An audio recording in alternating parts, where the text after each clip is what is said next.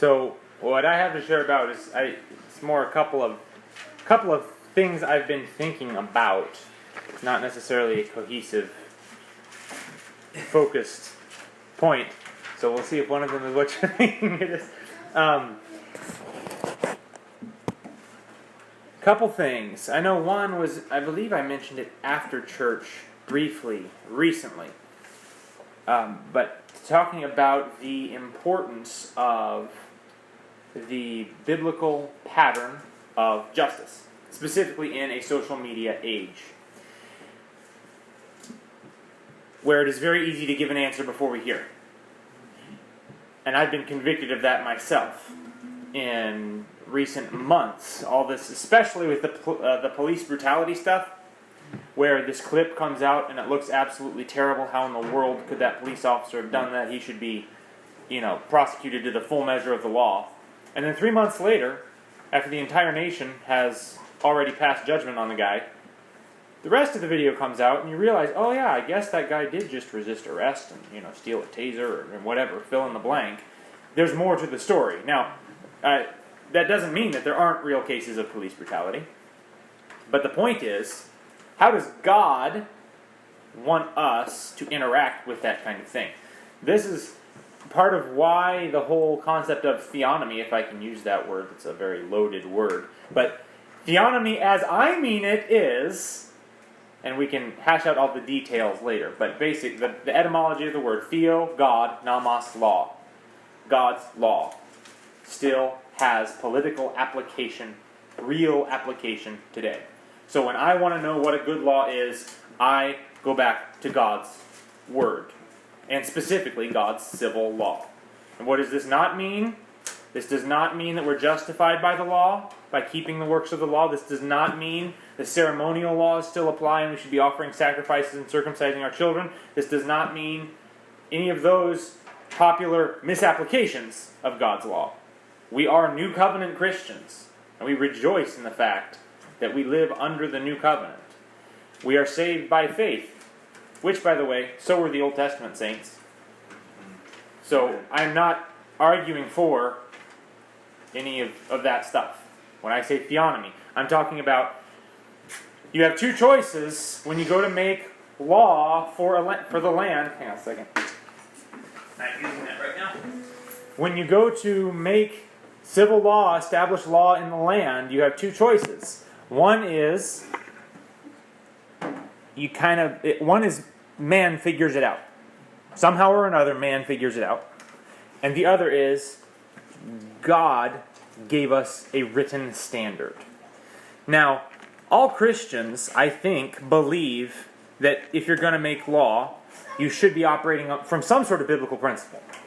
I mean, if you don't believe that, then what kind of Christian are you, right? Even the dispensationalist Christian who gets elected to civil government should still be thinking, okay, yeah, I don't use the law, but what are the biblical principles and wisdom that I can figure out? There was a recent apologia, I think it was Fight, Laugh, Feast. One of these theonomist podcasts I was listening to, and they were interviewing Layman.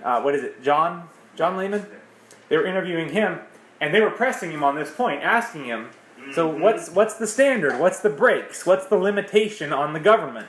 And he basically came down to it's a wisdom issue. The Bible doesn't give us a specific law. It's a wisdom issue. We kind of need to figure out what are wise laws to institute in the land. Okay, that would be more of the dispensational approach. But he still agrees we're looking for biblical principles, right? I, as a theonomist, my contention, and I'm a more theonomist than most of the theonomists I know, because I honestly would contend that the Pentateuch should be the law code in every town, and the elders of each town should apply that to the situations of their town. I don't believe in a legislative branch, but we can have that argument later, because I'm not normal in that regard. So that is my contention, and we can hash that out later. But at the end of the day, my point is that God's Word has to be the standard for the way we think about law. If it's not, then it's up to us to just kind of wing it and figure it out. So all that was kind of long introduction to my point here when we're talking about giving an answer before we hear. When you look at God's law, and by the way, the more normal theonomist approach is more nuanced than what I just said. From my understanding, it's more like, okay, we have a legislative branch and we make laws, but we make sure that those laws are based in Old Testament laws that we can see the principle. And I can see and applaud that, even if that's not how I particularly would apply it. But the point is, we're going back to God's law, saying God's law is good. He said it was perfect. So we figure out how that applies in the New Covenant context, but we don't go beyond it, and we don't pull up short of it. God's law is the standard of civil justice. Way more discussion needs to happen on that topic, but I'm not getting into that right now. So what do we see when we look at God's law? What do we see when it comes to this issue of justice in a police brutality situation, for instance? The thing specifically that I want to hone in on, and I don't know if I left the passage up on my phone, but I want to focus on that passage that talks about a murder where you don't know who did it. Yes, there it is. Okay, so Deuteronomy chapter 21. If a slain person is found lying in the open country in the land which Yahweh your God gives you to possess, I guess I have a Bible right here. I'm going to read out of... Reference again, please. This is Deuteronomy chapter 21.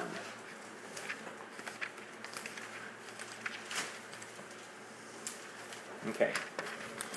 If a slain person is found lying in the open country in the land which Yahweh your God gives you to possess, and it is not known who has struck him, then your elders and your judges shall go out and measure the distance to the cities which are around the slain one. It shall be that the city which is nearest to the slain man, that is, the elders of that city, shall take a heifer of the herd, which has not been worked and which has not pulled in a yoke. And the elders of that city shall bring the heifer down to a valley with running water, which has not been plowed or sown, and shall break the heifer's neck there in the valley. Then the priests, the sons of Levi, shall come near, for Yahweh your God has chosen them to serve him and to bless in the name of Yahweh. And every dispute and every assault shall be settled by them. All the elders of that city which is nearest to the slain man shall wash their hands over the heifer, whose neck was broken in the valley. And they shall answer and say, Our hands did not shed this blood, nor did our eyes see it. Forgive your people Israel, whom you have redeemed, O Yahweh. And do not place the guilt of innocent blood in the midst of your people Israel. And the blood guiltiness shall be forgiven them. So you shall remove the guilt of innocent blood from your midst, when you do what is right in the eyes of Yahweh. Now this is a good one to look at, because obviously we're not supposed to do that anymore. Right?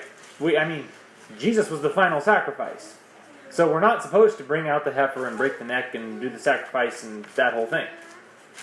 So how does that apply today? If we're going to apply the principle of God's law, which the New Testament says, if I'm remembering that reference correctly, is holy, the commandment is holy and just and good. That is New Testament, I believe. Even Jesus himself says, I did not come to abolish the law, but to fulfill it. So how do we apply this holy, just, and good commandment today? Well, one principle that I would draw out of this is simply that God deals locally.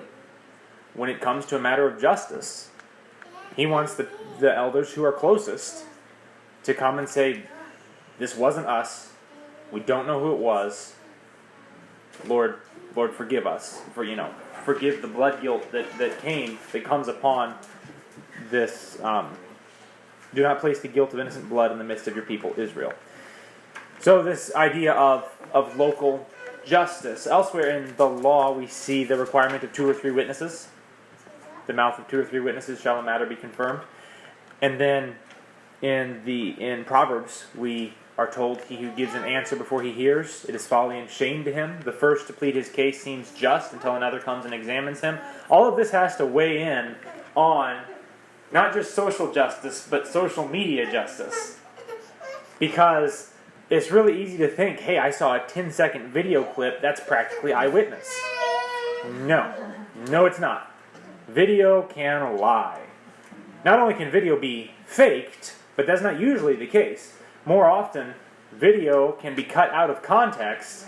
If all you see is Elijah slaying the prophets of Baal, you just see him running after him and hacking him down with a sword, who looks like the bad guy? Elijah. But that's because you don't have any clue what's going on, right? So, biblical principles would lead us to say, number one, these different crimes need to be investigated by people who are there. They need to talk to witnesses who are there. They need to get the whole story, make a judgment based on that story, and render just judgment. And none of that is my business. I am not close enough. I don't know Derek Chauvin. I don't know George Floyd. I don't know all these criminals or innocent people. I don't know these police officers. Maybe that police officer is a jerk.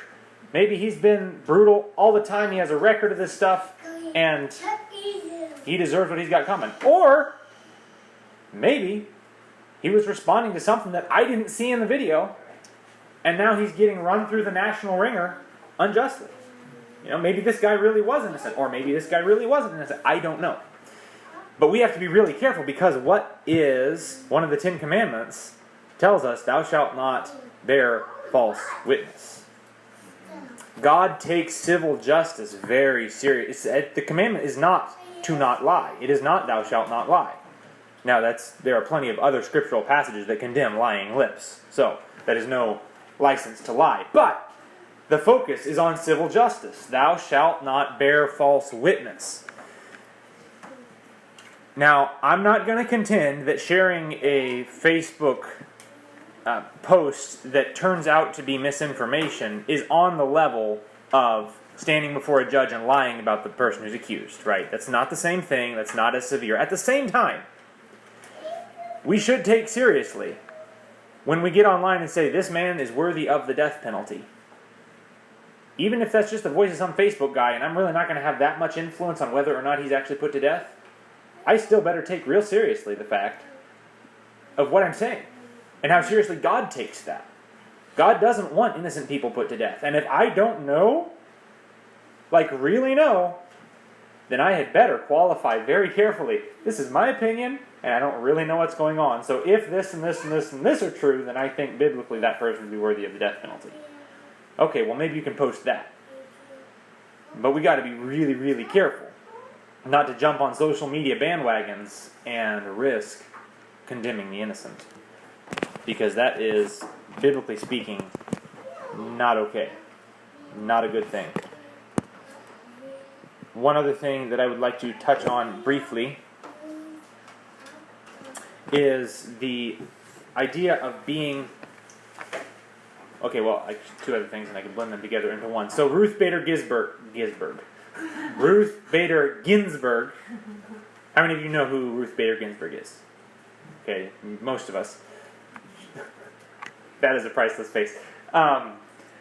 She was Supreme Court Justice of the United States, and she died this week. The response to her death, I have not followed much of the political response, but I am sure that looks like a catfight currently. However, the social media response that I have seen has been really interesting because it's broken down into two basic worldview perspectives. And one is, it is right for us to honor the dead, even if their life wasn't particularly righteous. There is a propriety to taking a few weeks to just recognize somebody prominent died. We respect them, and we're just going to leave it at that. May they rest in peace. We're not going to get political. And the other side, the other response that I'm seeing is, when the wicked perish, there's glad shouting. And this lady has worked iniquity at the highest levels of government for years and years and years. Has legalized the slaughter of children. We're not talking about somebody who... We're not even talking about a morally good pagan, right? We're talking about somebody who has... I'm sure she probably was still a nice person, but she has fought for ungodliness and injustice in the land. That is her legacy. How do we balance those things? Because I would say biblical principle leads to both of those perspectives. On one hand, you have, blessed are the peacemakers. You have, a gentle answer turns away wrath. You have, do not rejoice when your enemy stumbles. But on the other hand, you do have, when the wicked perish, there is glad shouting. You do have Psalms where David is praying, Lord, deliver me, strike down my enemies. How do we balance that? I'm not sure exactly. But we do need to balance it with prayer and humility and wisdom. And be careful not to err to the right or to the left. Because on one side, you can just be heartless and you're burning bridges and you're dancing on her grave. And man, she just deserved to die. I'm so glad. And there's this kind of like sick glee where there should be anybody dying is somebody dying. And if she didn't know Christ, that means that she just went into eternal judgment. That's not something to be hoppity-skippity about. That's very serious. And at the same time, we do rejoice to see the justice of God. We do rejoice that is one less person on that Supreme Court now who's going to be preserving the right to murder babies. Maybe. Well, right, maybe. I mean, we'll see who comes in her stead. But so we have to walk out both of those principles in wisdom and in humility, seeking to speak the truth. One of the most balanced comments that I saw was someone pointing out that I can't really say rest in peace because I'm not going to lie. Now, could she have had a deathbed conversion and could she be resting in peace? Absolutely. And if you don't hope and pray for that, there's something wrong with you. You don't understand the grace of God. But at the same time, you will know them by their fruits. So it's kind of like preaching a funeral for any unbeliever. There's only so much you can say and say in good conscience. You can't say, well, we know they're in a better place. I don't know that. I hope. But her life did not say that she's in a better place. Her life said she lived in rebellion to God. And now she's facing the consequences. So to give a big picture example of a very extreme case would be Hitler, right? The death of Hitler. How do Christians respond to the death of Hitler? It's the same thing. It shouldn't be just, yeehaw, I'm glad he's dead, I hope he rots in hell forever. That's vengeance. You let God pour out wrath on him, and you realize God saved me from God's wrath, too. So, if I had the choice between Hitler dying and going to hell, or Hitler repenting of his sins, on his deathbed, genuinely coming to Christ and going to heaven, I would love to meet Hitler in heaven. I would. The blood of Christ is that good. The grace of God is that sufficient. I would love to see Adolf Hitler in heaven. I don't expect to. We don't lie. But we should all have a heart that desires to see sinners come to repentance. So we have to navigate this line. Speak the truth in love. She argued and defended the murder of the innocents, but she was still a person too. And she was still a sinner who needed saved, just like me. So we want to represent Christ in His holiness and in His mercy to the world around us as we respond to current events like whether it's trending videos of police brutality, the death of a Supreme Court justice, etc. So just some things to guide us as we interact with some of the cultural events around us.